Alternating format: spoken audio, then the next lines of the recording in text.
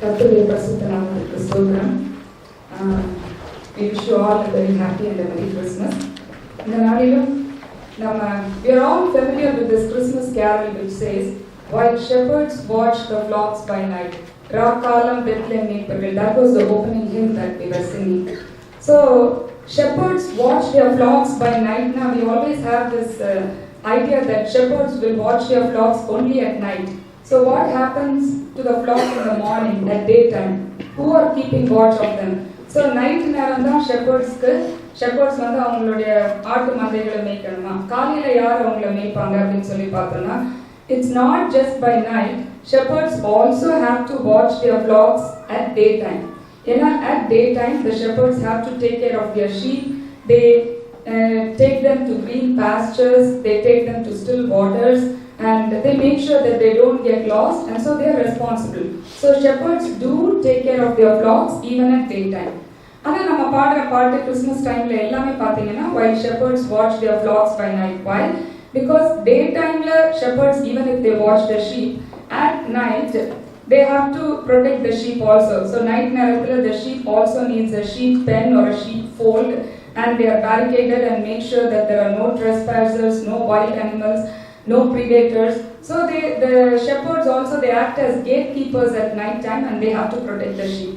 So on a cold Christmas night like this, in the மாதிரி இந்த shepherds வந்து ஒரு நாள் வந்து they were watching their flocks, they were watching their sheep.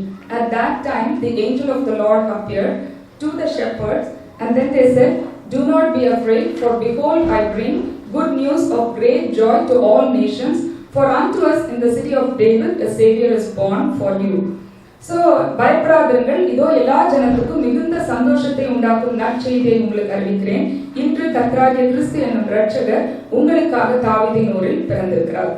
So அப்படி வந்து while there was only one angel that told the shepherds this good news, but கொஞ்ச நேரத்துல the entire heavenly host of angels came down and they started singing உன்னதத்தில் இருக்கிற தேவனுக்கு மகிமையும் பூமியிலே சமாதானமும் மனுஷர் மேல் பிரியமும் உண்டாவதாக. So glory to God in the highest, peace on earth and goodwill to men.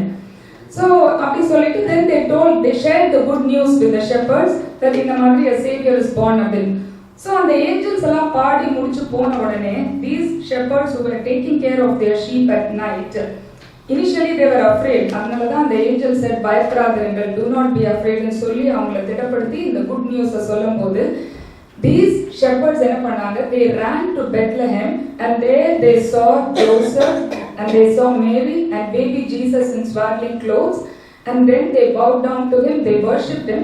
அது மாத்திரம் இல்ல, they immediately went away from that place and they spread the good news to others. What was the good news? That a savior is born for us. என்ன அந்த good நியூஸ்னா, நம்மள பாவங்களிலிருந்து ரட்சிக்கிறவர், somebody who can save us from our sins, certain sins that we are not able to come out of it by ourselves, where we need assistance. We know that it is wrong, but we are not able to come out of it.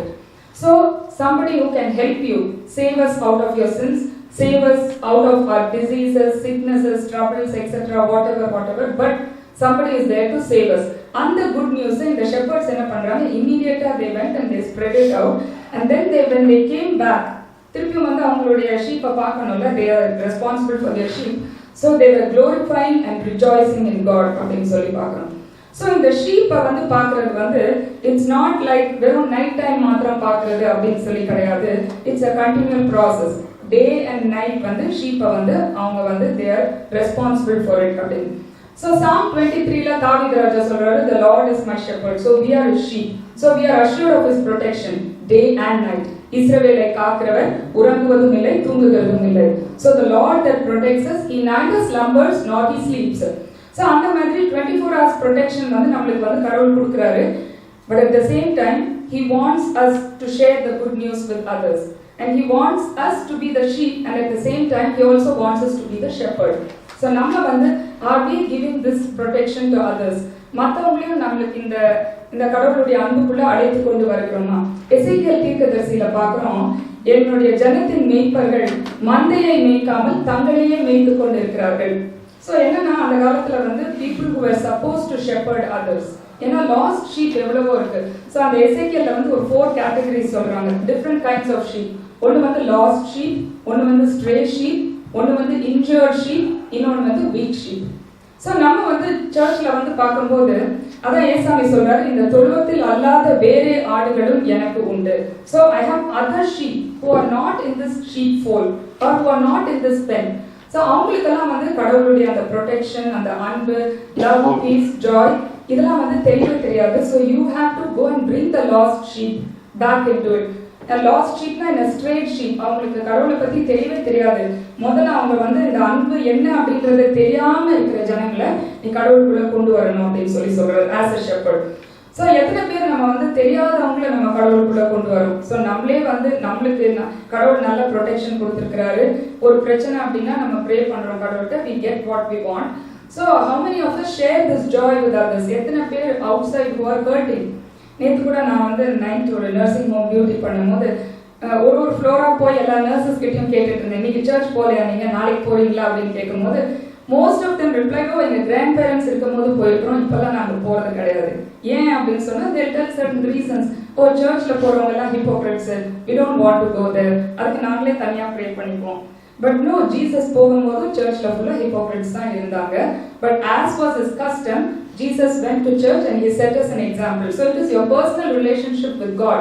If you look at the priest or if you look at the people around you, then you are going to waver. So it's just you and God அப்படினா தான். So சபை கூடி வருகிறதை சிலர் விட்டு விடுகிறது போல நாமும் விட்டு விடாதிருக்க கடவோம். So அப்போ வந்து அவங்களாம் வந்து சொன்னாங்க, ஓ we never thought of it like this. So definitely it's an eye opener. நாங்க நம்ம டெஃபினட்டா நம்ம போவோம். I'm சொல்ல I was so happy. நேத்து எனக்கு நைட் ஒரு ஒர்க் டியூட்டி இருந்துச்சு. ஸோ அந்த மாதிரி ஸோ ஒரு ஃப்ளோர்ல போகும்போது I was able to share the good news. So இதுதான் இந்த தொழுவத்தில் அல்லாத வேறு ஆடுகளையும் நாம் கொண்டு வர வேண்டும். ஸோ ஒரு half an hour முன்னாடி நான் வீட்டுக்கு வந்திருக்கலாம். I could have saved my time. But என்னன்னா that is what God is calling us for. நீங்க வந்து you be a shepherd அப்படின்றாரு. You are a sheep. We are all his sheep. அவரை நம்ம ப்ரொடெக்ட் பண்ற மாதிரி நம்ம மற்றவங்களுக்கு இதை எடுத்து சொல்றோம். அடுத்தது வந்து ஸ்ட்ரே ஷீப், லாஸ்ட் ஷீப். சில ஆடுகள் வந்து கடவுளை அன்பை பத்தி தெரியும், எல்லாம் நல்லா தெரியும். But for some reason they have gone out. Either இந்த உலக பிரகாரமான ஆசா பாசங்கள் இச்சைகளினால கடவுளை விட்டு தூரமா வெளியில போனவங்க, அந்த கெட்ட குமாரனை போல இருக்கலாம். இல்லைன்னா ரொம்ப விரக்தி ஆயிட்டு ஓ வெரி பயங்கர ஒரு டிசப்பாயின்மெண்ட், என்ன ப்ரே பண்ணி என்ன கடவுள் எனக்கு என்ன செஞ்சிருக்கிறாரு அப்படின்னு சொல்லிட்டு they might have gone out. அப்படி நிறைய வேரியஸ் ரீசன்ஸ் இருக்கலாம். இல்லைன்னா they are so hurting that they cannot come to church. அப்போ அந்த மாதிரி லாஸ்ட் ஸ்ட்ரே ஷீப்பை நம்ம தேடி அவங்களை திருப்பியும் கடவுளுக்குள்ள கொண்டு வரணும். அடுத்தது வந்து அதான் நான் வந்து இருதயம் நொறுங்குண்டவர்கள், எலும்பு முறிந்தவர்களுக்கு எலும்பு முறிந்த ஆடுகளை காயம் கட்டவும், நசல் கொண்டதை நான் அதை ஸ்ட்ரென்தன் பண்ணவும் அப்படின்னு ஆண்டவர் சொல்றாரு. சோ எலும்பு முறிந்த ஆடுகள் அப்படின்னா injured sheep, so many of them are hurting. It could be sickness, it could be a mental issue, it could be a physical issue, we don't know. But அந்த injured sheep நம்ம கம்பேஷனட்டா போய் பேசி அவங்கள உள்ள கொண்டு வரோமா, அது ஒண்ணு. அதுக்கு அடுத்தது வந்து வீக் ஷீப்பை நம்ம ஸ்ட்ரென்தன் பண்றோமா. ஸோ இதெல்லாம் வந்து ஒரு குட் ஷெப்பர்ட். நம்ம குட் ஷெப்பர்ட்னா இந்த லார்ட் நம்ம எப்பெல்லாம் அப்படி ஸ்ட்ரேயா போறோமா, லாஸ்டா போறோமா, இன்ஜர்டா இருக்கிறோமா, வீக்கா இருக்கிறோமா, அப்பெல்லாம் கடவுள் நம்மளை கொண்டு வராருல. அப்போ நம்ம வந்து we have that responsibility to do that to others. So இது வந்து ஒரு ஒன் டைம் ரெஸ்பான்சிபிலிட்டி அப்படின்னு கிடையாது, இது டே அண்ட் நைட் நம்ம பண்ண வேண்டிய ஒரு ரெஸ்பான்சிபிலிட்டி. So Cain பார்த்து ஒரு தடவை Cain Abel, you know most of us would have known about Cain and Abel in the Bible, right? In the Genesis அதுல வந்து Cain killed Abel. அப்ப ஆண்டவர் வந்து கேக்குறாரு காயின் கிட்ட, உன் சகோதரனாகிய ஆபேல் எங்கே, where is your brother அப்படின்னு சொல்லி கேக்குறாரு. அதுக்கு காயின் வந்து am I my brother's keeper அப்படின்னு சொல்லி கேக்குறான். he was the one who killed him. but கடவுள் வந்து கேட்கும்போது என் சகோதரனுக்கு நான் காவலாளியோ, why should I care about my brother அப்படின்னு சொல்லி சொல்றான். இங்க வந்து இந்த literal sense it is not our brother but it is our brethren. அதனால தான் நம்ம வாசிக்கிறோம், மனுபுத்திரனே நீ ஆயத்தப்படு, உன்னோடு கூடி இருக்கிற உன் எல்லா கூட்டத்தையும் ஆயத்தப்படுத்து, நீ அவர்களுக்கு காவலாளனா இரு. so you are supposed to be their keeper அப்படின்னு சொல்லி சொல்றாரு. அப்ப எத்தனை பேர் வந்து நம்ம வந்து நிறைய பேர் நம்ம என்ன சொல்றோம், ஓ we have too many things on our own plate. எங்களுக்கே we have so many problems and issues.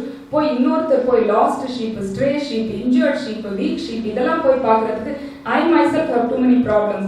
I myself am injured. I myself am weak. எனக்கு யாராச்சும் வந்தா நல்லா இருக்கும், நான் போய் எப்படி இன்னொருத்தருக்கு சொல்ல முடியும் அப்படின்னு யோபு சொல்லியிருந்தானா இன்னைக்கு வந்து அவனுக்கு அந்த டபுள் ஃபோல்ட் பிளஸிங் கிடைச்சிருக்காது. He lost all his kids, he lost his wealth, he lost his health, but despite all this, he was able to pray for his friends. So Job prayed for his friends, and God restored all his fortunes, and whatever he had before came back to him double fold அப்படின்னு சொல்லி பார்க்கிறோம். So அப்படி யோபு தன் சிநேகிதருக்காக வேண்டுதல் செய்தான், கர்த்தர் அவன் சிறையிருப்பை மாற்றினார். ஸோ இப்போ நம்ம அப்படி மற்றவங்களுக்காக நம்ம ப்ரே பண்ணும்போது கடவுள் நம்மளுடைய சிறையிருப்பை அவர் மாற்றுகிறவர். ஸோ நம்ம அதான் நினைக்கலாம், why should I be a shepherd?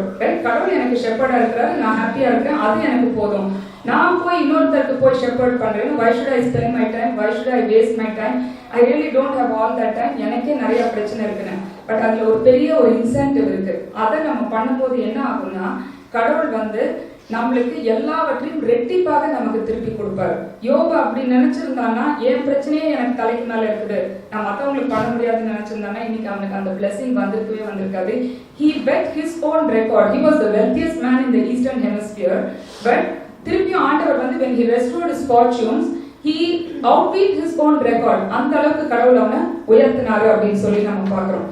So அதனால when we have to shepherd அப்படின்னு சொல்லும்போது it's a continual process, it's a day and night process. While shepherds watch the flocks by night மாத்திரம் கிடையாது, நம்ம இரவும் பகலும் நம்ம கடவுள்கிட்ட கடவுளுடைய ஊழியத்தை செய்ய நாம் அர்ப்பணிக்க வேண்டும். கொஞ்ச நேரம் செய்யறதே நம்மளுக்கு அது ஒரு பெரிய விஷயம். அது ஒரு இவாஞ்சலிஸ்டோட ஜாப், இல்லைன்னா பாஸ்டர்ஸோட ஜாப், preacherஸோட ஜாப் அப்படின்னு சொல்லி நினைக்கிறோம். But each and every one of us are called to be a sheep as well as we are called to be a shepherd. So அதே இது ஏசாயா 62ஆம் அதிகாரத்துல இன்னொரு காரியத்தை we are supposed to do day and night அப்படின்னு சொல்லி பார்க்கிறோம். What is it that we are supposed to do day and night அப்படின்னு சொல்லி பார்த்தோம்னா, prayer. அது எப்படிங்க டே அண்ட் நைட் ப்ரே பண்ண முடியும்? ஒரு நாளைக்கு ஒரு ஏசாமி சொல்றாரு, 1 மணி நேரமாவது விழித்திருந்து ஜெபம் பண்ண மாட்டீங்களான்னு சொல்லி கேட்கிறாரு. Pray for at least an hour அப்படின்னு சொல்லி சொல்றாரு.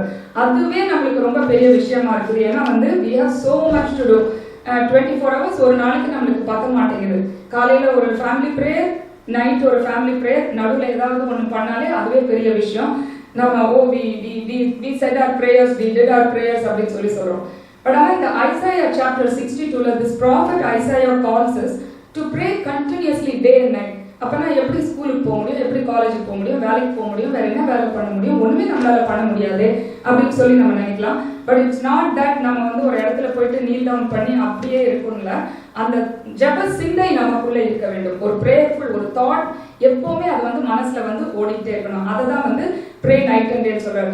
என்னன்னா இந்த ஐசாயால Jerusalem and Zion, they are figurative of people like us, right? அவங்களுக்கு சில இன்ஜஸ்டிஸ்லாம் நடந்துருது. ஸோ இந்த இன்ஜஸ்டிஸ் நடக்கிறத எப்படி நீ ஓவர் கம் பண்ண முடியும்? Only through prayer. அதை எப்படிப்பட்ட ப்ரேயர் நீ பண்ணணும் அப்படின்னா, continuously keep praying for it அப்படின்னு சொல்லி சொல்றாரு. அதுலதான் ஒரு வசனம் நம்ம வாசிக்கிறோம். அந்த வாசிக்க கேட்ட ஏசாயா 62ஆம் அதிகாரத்துல, சியோனி நிமித்தமும் எருசலேமி நிமித்தமும் நான் மௌனமாயிராமல் அப்படின்னு அதை ஆரம்பிக்கும். ஆனா இருந்தாலும் அதுக்கப்புறம் தொடர்ந்து வர வசனத்துல வாசிக்கிறோம், நான் எருசலேமை புகழ்ச்சியாக்கி அதன் நீதியை ஸ்திரப்படுத்தும் மட்டும் நீங்கள் அமராதிருங்கள் அப்படின்னு சொல்லி சொல்றாரு. சோ அதுல என்ன ப்ரே கண்டினியூஸ்லி அப்படின்றதுக்கு அதுல ஒரு வசனம் என்ன வசனம் வருது அப்படின்னு சொன்னா, நான் எருசலேமின் மதில்கள் மேல் பகல் முழுதும் ரா முழுதும் ஒரு காலும் மௌனமாயிராத ஜாமக்காரரை கட்டளையிடுவேன். So on the walls of Jerusalem I will post watchmen. Throughout the day and night they will not keep silent and they will be praying அப்படின்னு சொல்லி சொல்றாரு. So on the walls of Jerusalem, ஜாமக்காரர்னா watchmen, பகல் முழுதும் ரா முழுதும் ஒரு காலும் மௌனமாயிராத, they will not be silent, they will be continually praying அப்படின்னு சொல்லி சொல்றாரு. So அப்படி பகல் முழுதும் ரா முழுதும் ஜாமக்காரர்னா watchman சொல்லும்போது சங்கீதம் 130ஆம் சங்கீதத்துல ஒரு வசனம் இருக்கு, எப்பொழுது விடியும் என்று விடிய காலத்துக்கு காத்திருக்கிற ஜாமக்காரர் அப்படின்னு இருக்கு. அப்படின்னா வாட்ச்மேன் அப்படின்னா 2 ஷிஃப்ட் எடுக்கணும். எப்படி ஒரே பர்சன் 2 ஷிஃப்ட்டையும் காலையில ஷிஃப்ட்டையும் நைட் ஷிஃப்ட்டையும் பண்ண முடியாது. But night watchman security, night security என்ன பண்ணுவாங்களா, எப்போ when will it dawn அப்படின்னு சொல்லி they will be waiting for the dawn. ஏன்னா they will be waiting for their shift to be over after a long night. They have been watching for whatever reason. என்ன security அவங்க பண்றாங்களோ அவங்க எப்பொழுது விடியும் என்று விடிய காலத்துக்கு காத்திருக்கிற ஜாமக்காரரை போல, அதை விட அதிகமாக என் ஆத்துமா கர்த்தர் மேல் வாஞ்சியா இருக்கிறதுன்னு சொல்றாரு. But that was a different meaning. But அந்த இடத்துல என்ன பாயிண்ட் சொல்ல வர்றாரு அப்படின்னா, எப்போதான் விடியும், அப்ப என்னுடைய ஷிஃப்ட் முடியும் அப்படின்னு சொல்லி அவங்க பார்ப்பாங்களாம். ஆனா நம்ம வந்து அப்படி இல்லையா. ஆண்டவர் என்ன சொல்றாரு, பகல் முழுவதும் ரா முழுவதும் ஒரு காலம் மௌனமா இராத ஜாமக்காரரை கட்டளையிடுவேன். சோ எப்போ விடியும் கிடையாது, விடிஞ்ச உடனே திருப்பியும் யூ கண்டினியூலி praying, நைட்டும் யூ கண்டினியூலி praying. சோ அந்த மாதிரி அதுக்கப்புறம் தொடர்ந்து சொல்றாரு, எருசலேமே நீங்கள் ஒரு காலம் மௌனமா இருக்கலாகாது. அப்போ நீங்க வந்து சைலண்டா இருக்கவே கூடாது, கண்டினியூஸா ப்ரே பண்ணுங்க. அதே மாதிரி அவர் எருசலேமை புகழ்ச்சியாக்கி அது நீதியை பிரகாசமாக்கும் வரைக்கும் அவரை நீங்கள் அமர்ந்திருக்க விடாதிருங்கள். சோ கடவுளையும் உலுக்கி எடுக்கணுமா, நம்ம ப்ரே பண்ணிட்டே இருக்கிறது பார்த்தாது. we are praying continuously and don't let him be silent, constantly keep badgering him அப்படின்ற அர்த்தத்துல சொல்றாரு. you pray continuously, நீங்கள் அமராதிருங்கள் அப்படின்றாரு. and until you get what you want, நீங்க அவரே விடாதீங்க அப்படின்னு சொல்றாரு. அதுக்கு தான் நம்ம சங்கீதத்துல வாசிக்கிறோம், இதோ வேலைக்காரரின் கண்கள் தங்கள் எஜமான்களின் கையை நோக்கி இருக்குமா போலவும், வேலைக்காரியின் கண்கள் தங்கள் எஜமாட்டியின் கையை நோக்கி இருக்குமா போலவும், எங்கள் தேவனாகிய கர்த்தர் எங்களுக்கு இரக்கம் செய்யும் வரைக்கும் எங்கள் கண்கள் அவரையே நோக்கி இருக்கிறது. So for the sake of the kids, as the slaves of the eyes look to the master, and as the eyes of the slaves look towards the master, and as the eyes of the female slaves look towards their mistress, my eyes will look towards the Lord until he shows us mercy. So until அவர் இரக்கம் செய்யும் வரைக்கும் நம்ம விடவே கூடாதான். keep asking him continuously, பகல் முழுவதும் ரா முழுவதும். அது மாதிரி கடவுளையும் அவரை அமர்ந்திருக்க விடாதீர்கள். don't let him rest until you get what you want. அதுக்கு தான் ஜீசஸ் வந்து ஒரு நல்ல ஒரு parable சொல்றாரு in Luke chapter 18. There was a judge in a town, and this judge, he was not God fearing, and also he did not care about his reputation. He did not care what men spoke about him. So அந்த மாதிரி ஒரு judge கிட்ட there was this widow who went, and she went to him for some kind of justice against her adversary. So this man, she knew that this man was not God fearing, and neither did he care for his reputation. But despite she had no choice, probably he was the only judge in that town, so she went. And then this guy, as he said, he was a useless judge, so he didn't even take care of her, he didn't even listen to her requests or pleas or nothing like that. And this went on, and every day this widow used to go to his house or wherever he was, and then she used to pester him and badger him. And finally he said, she knows, this lady knows that I do not fear God and I do not fear men, and still she comes and pestering me and badgering me. So what I'm going to do is, I'm just going to do what she wants. I'm going to mete out justice for her. அப்படின்னு சொல்லி, நான் தேவனுக்கு பயப்படாதவன் மனுஷனுக்கு பயப்படாதவன் என்று தெரிந்தும் இவள் என்னை தொந்தரவு செய்கிறபடினால் நான் என்ன பண்ணுவேன், இவளுக்கு நியாயத்தை செய்வேன் அப்படின்னு சொல்றாரு. அப்போ ஒரு அநீதியுள்ள ஒரு நியாயாதிபதியை, even if an unjust judge is able to do this, how much more will a just God do for us if we go to him in prayer day and night? அநீதியுள்ள நியாயாதிபதியை இதை செஞ்சார்னா, நீதியுள்ள நியாயாதிபதியாகிய நான் தம்மை நோக்கி இரவும் பகலும் தம்மால் தெரிந்து கொள்ளப்பட்டவர்களின் விஷயத்தில் அவர்களுக்கு நியாயத்தை செய்யாமல் இருப்பேனோ, சீக்கிரத்தில் நான் அவர்களுக்கு நியாயத்தை செய்வேன். So for whatever cause that we are pleading with him or begging with him or praying to him, all that we know is God will mete out justice to us very soon அப்படின்றது. அதனால தான் தெசலோனியன்ஸ்ல வாசிக்கிறோம், pray continually, pray without ceasing, இடைவிடாமல் ஜெபம் பண்ணுங்கள், be persistent in your prayer. ஏன்னா கொஞ்ச நாள் ப்ரே பண்ணிட்டு then we think, oh கடவுள் வந்து he didn't answer அப்படின்னு சொல்லிட்டு don't let go of it. Be like this persistent widow until you get what you want. Keep praying அப்படின்னு சொல்றாரு. பைபிள்ல there's another example, Daniel. He was also praying. இடைவிடாமல் ஆராதிக்கிறார். Continually he prays 3 times a day, every day, no matter what. At least for this widow we know that she needs something for which she is going to this judge for justice அப்படின்னு. Daniel வந்து he did not have any particular prayer request. சில சமயம் நம்மளுக்கு வந்து ஏதாவது ஒரு காரியம் வேணும் அப்படின்னா நம்ம கடவுள்கிட்ட கண்டினியூஸா போய் ப்ரே பண்ணி கேட்டுக்கிட்டே இருக்கிறோம். What if everything is going very smoothly in our life, நம்ம ப்ரேயர் லைஃபும் அப்படியே கொஞ்சம் கம்மியாகி ட்ரிண்டில் ஆகிட்டு போயிட்டே இருக்கும். ஏன்னா there's nothing like, ஏதாவது ஒரு பாயிண்ட் இருந்த ப்ரேயர் பாயிண்ட் இருந்தால் தானே நம்ம ரொம்ப இன்டென்ஸாக ப்ரே பண்ணுவோம். அப்போ அது இல்லைன்னா உடனே it just becomes a ritual. Prayer just becomes a tradition, it just becomes a ritual. But ஒண்ணுமே இல்லாம கூட டேனியல் வந்து என்ன பண்றான், இடைவிடாமல் ஆராதிக்கிறான். ஏன், what is the purpose out of it? அதனால நம்மளுக்கு என்ன பெனிஃபிட் வருது அப்படின்னு சொல்லி பார்த்தோம்னா, life is always ups and downs. So பின்னாடி ஒரு நாள் டேனியலுக்கு பிரச்சனை வரும்போது இந்த ப்ரேயர் தான் அவனை வந்து சப்போர்ட் பண்ணுது. அதனால தான் பிரச்சனையே இல்லைன்னா கூட we have to be persistent in our prayer அப்படின்னு சொல்லி நம்ம பார்க்குறோம். ஸோ இந்த இடத்துல வந்து டே அண்ட் நைட் நீங்க ப்ரே பண்ணுங்க அப்படின்னு அந்த ஐசாயா ப்ராஃபிட் வந்து ஜனங்களுக்கு சொல்றாருன்னா அதான் அர்த்தம். ஸோ அதே இதுல அந்த 62ஆம் அதிகாரம் முதல் வசனத்துல வாசிக்கிறோம், சியோனின் நிமித்தமும் எருசலேமின் நிமித்தமும் நான் அமர்ந்திராமல் அதனுடைய நீதி பிரகாசத்தை போலவும் அதனுடைய ரட்சிப்பு எரிகிற தீவெட்டியை போலவும் இருக்கும் மட்டும் நான் அமர்ந்திருக்க மாட்டேன். Unless you are shown justice, அது வரைக்கும் unless your salvation is like a blazing torch, அது வரைக்கும் நான் அமர்ந்திருக்க மாட்டேன். ஸோ கடவுளே சொல்றார், I will not rest, I will make sure நீ என்ன விண்ணப்பத்துக்காக நீ இன்னைக்கு என்கிட்ட வந்திருக்கிறியோ அந்த prayer request I will definitely fulfill. அது வரைக்கும் I will not rest until it becomes like a blazing torch, until it becomes like the brightness of a dawn, I will not rest அப்படின்னு சொல்லி சொல்றாரு. அதுக்கப்புறம் தொடர்ந்து அதில் வாசிக்கும் பொழுது ஏன் இந்த ஜனங்கள் அப்படி கஷ்டப்பட்டு இருக்கிறாங்க, ஏன் ஆண்டவர் இந்த காரியத்தெல்லாம் சொல்றாரு, what did they go through இந்த ப்ராஃபட் ஐசாயா பீரியட்ல அப்படின்னு சொல்லி பார்த்தோம்னா, அவங்க விதைக்கிற தானியத்தை வேற யாரும் எடுத்துக்குவாங்களாம், அவங்க நடுகிற திராட்சை ரசத்தை வேற யாராச்சும் எடுத்துக்குவாங்களாம். So they were not able to reap the fruits of their labor. Basically that's what is. கஷ்டப்பட்டு நம்ம ஒன்று செய்யறோம், பட் அதோடைய பெனிஃபிட்ஸை வந்து நம்மளால அனுபவிக்க முடியாம போயிடுது. somebody else is taking it.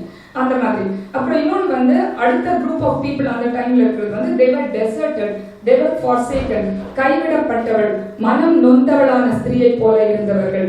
இப்படிப்பட்ட பாப்புலேஷனை தான் அட்ரஸ் பண்ணி ஆண்டவர் சொல்றாரு, pray without ceasing, night and day pray பண்ணு அப்படின்னு சொல்லி சொல்றாரு. அதனாலதான் நம்ம பாடுறோம், the what a friend we have in Jesus அப்படின்னு. all because we do not carry all our things in prayer to God அப்படின்னு சொல்லி நம்ம பார்க்கிறோம். நம்மளுடைய prayer requests எல்லாம் oh what needless pain and grief we bear. தேவையில்லாம why should we be in pain, why should we in tears, why should we cry. இதுக்கு காரணம் வந்து என்னன்னா, because we do not take it to the Lord in prayer. So பேசாம பிரேயர்ல வச்சுட்டு அன்னாளை போல அப்புறம் அவள் துக்கமுகமாய் இருக்கவில்லை. most of the times we don't pray, we don't cast our burdens onto God. So நம்மளுக்குள்ளே பாட்டில் பண்ணி வச்சு unnecessarily we are suffering. That is needless pain and sorrow. So இங்க வந்து இந்த ப்ராஃபட் ஐசாயா காலத்துல இந்த ஜாயன் அண்ட் ஜெருசலம்ல இருக்கிற ஜனங்கள் வந்து they are suffering. பட் ஆண்டவர் சொல்றாரு, ப்ரே, கண்டினியூஸா ப்ரே பண்ணு அப்படின்னு சொல்லிட்டு நைட் அண்ட் டே ப்ரே பண்ணு. அப்புறம் தொடர்ந்து அதுல வந்து சொல்றாரு, இனி நீ கைவிடப்பட்டவள் எனப்படாமலும் உன் தேசம் பாழாய் போன தேசம் எனப்படாமலும் நீ எப்சிபா என்றும் பியூலா என்றும் அழைக்கப்படுவாய். So hereafter you will not be deserted. உன்னை யாருமே கைவிட முடியாது, உன்னை யாருமே forsake பண்ண முடியாது. And your place will no longer be called desolate. இதுவரைக்கும் உன்னை கைவிட்டுட்டு இருக்கலாம், நீ பாழாய் போன தேசம் அப்படின்னு சொல்லியிருக்கலாம். But God is giving you a new name. உன்னை புது நாமத்தால் நான் அழைப்பேன் அப்படின்னு சொல்றாரு. ஒன்னு வந்து எப்சிபா, இன்னொன்னு வந்து பியூலா. இதெல்லாம் வந்து female names, it's just only for females அப்படி கிடையாது, it is for the congregation. Hephzibah என்றால் கர்த்தர் உன்மேல் பிரியமாயிருக்கிறார். Hephzibah means the Lord delights in you. Beulah என்றால் உன் தேசம் வாழ்க்கைப்படும், that your land will be married அப்படின்னு அர்த்தம். ஸோ ஒரு விடோ இல்லைன்னா ஒரு லேடி, கைவிடப்பட்ட லேடி, அப்படிப்பட்ட லேடியை தான் வந்து டெஸ்டிடியூட்ஸ், விடோஸ், forsaken women அப்படின்னு சொல்லி சொல்லுவாங்க. But God himself is there for you அப்படின்னு சொல்லி சொல்றாரு. ஸோ இனி நீ கைவிடப்பட்டவள் எனப்படாமல் இருப்பாய், உன் தேசம் வாழ்க்கைப்படும், நீ எப்சிபா என்றும் பியூலா என்றும் அழைக்கப்படுவாய். இதெல்லாம் எப்போ நம்மளுக்கு கிடைக்கும் அப்படின்னு சொல்லி பார்த்தோம்னா, நம்ம கடவுளை தேடும் போது, டே அண்ட் நைட் இன்செசன்ட் கண்டினியூல் பிரேயர்ல நம்ம இருக்கும்போது கடவுள் இப்படிப்பட்ட ஆசீர்வாதங்களை நமக்கு கொடுப்பாரு. அப்புறம் ஒரு ப்ராமிஸ் கொடுக்கிறாரு, சியோனை பார்த்து இதோ உன் ரட்சிப்பு வருகிறது என்றும், இதோ அவர் அளிக்கும் பலன் அவரோடும், அவர் அளிக்கும் பிரதிபலன் அவரோடும் கூட வருகிறது, நீ இனி என்றென்றைக்கும் கைவிடப்படாதிருப்பாய் அப்படின்னு சொல்லி சொல்றாரு. சோ இதோ உன் ரட்சிப்பு வருகிறது அப்படின்னு சியோனை பார்த்து சொல்லு. சோ இவ்வளவு கஷ்டத்துல கைவிடப்பட்டவளை போல இருக்கும்போது, நம்ம கஷ்டப்பட்டு வேலை செஞ்சதோட பிரயாசம் நம்மளுக்கு, நம்ம ஃப்ரூட்ஸ் ஆஃப் அவர் லேபரை நம்ம வந்து என்ஜாய் பண்ணாம இருக்கிற அப்படிப்பட்ட சிச்சுவேஷன்ல தான் tell them that your salvation is near. இதோ உன் ரட்சிப்பு வருகிறது. எப்படி அந்த காலத்துல மேய்ப்பர்கள் வந்து அந்த ஏஞ்சல்ஸ் வந்து சொன்னாங்க, for unto you a savior is born, for unto us a savior is born அப்படின உடனே அந்த மேய்ப்பர்கள், அந்த ஷெப்பர்ட்ஸ் வந்து கொஞ்சம் கூட டைம் வேஸ்ட் பண்ணாம immediately they went out and spread the word. நம்மளுக்கு ஒரு ரட்சிப்பு வந்திருக்குது, நம்மளுக்கு ஒரு சேவிங் கிரேஸ் வந்திருக்குது அப்படின்னு சொல்லி போய் மத்தவங்களுக்கு சொன்னாங்க. அதே போல இங்க இந்த ப்ராஃபட் ஐசாயா காலத்திலையும் ஜாயன் சியோனை பார்த்து இதோ உன் ரட்சிப்பு வருகிறது அப்படின்னா, இந்த சால்வேஷன் தான், it is the good news that God is giving us in this Christmas season. So இந்த பேபி ஜீசஸ் பிறக்கிறதுனால என்ன சால்வேஷன் அப்படின்னு சொல்லி நம்ம பார்த்தோம்னா, he came to die. அதுதான், he came to this world to die. அது என்னங்க அர்த்தம் அப்படின்னா, he came to this world to die for our sins.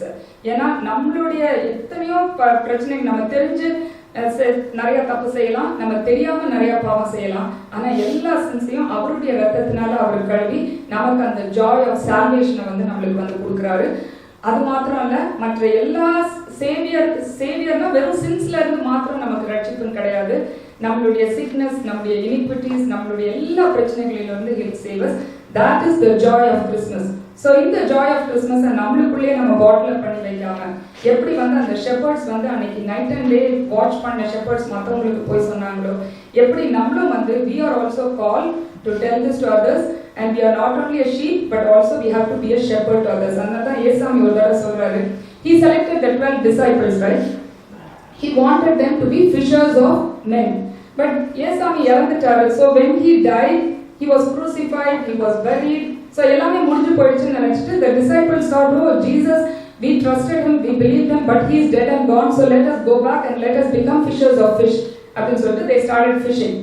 அப்பதான் the resurrected Jesus went and met them and he spoke to Peter and he said, Simon, son of John, do you really love me? யோனாவின் குமாரனாகிய சீமோனே, நீ என்னிடத்தில் அன்பாய் இருக்கிறாயா? So Peter வந்து சொல்கிறான், அஃப்கோர்ஸ் இப்போ யாராச்சும் கடவுள் நம்ம யார்கிட்டயாச்சும் வந்து do you love me அப்படின்னு கேட்டால் no I hate you நான் சொல்ல போகிறோம், yes Lord we love you, we like you, that's what we tell, right? So Peter said, yes Lord I love you அப்படின்னு சொல்ல I like.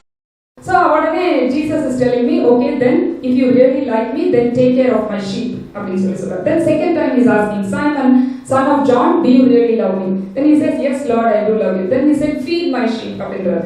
Third time he again asks the same thing, Simon, son of John, do you love me? Then Peter was deeply disturbed and he said, ஏன் கடவுள் வந்து why he is not trusting me? He doesn't believe that I love him அப்படின்னு சொல்லிட்டு, Lord you know everything and you also know that I love you அப்படின்னு சொன்னான். Then he gives the same answer, feed my sheep. என் ஆடுகளை மேய்ப்பாயாக, என் ஆட்டுக்குட்டிகளை மேய்ப்பாயாக அப்படின்னு சொல்றாரு. So அப்பனா என்ன அர்த்தம்? We can say that we love God, but we have this responsibility to share this message of grace, to share this message or that Jesus Christ is our Savior அப்படின்றத, this news of great joy to all nations, we are called to share for it, and we are His sheep, so we are protected, but we are also called to be a shepherd to others. Praise be to God. Amen.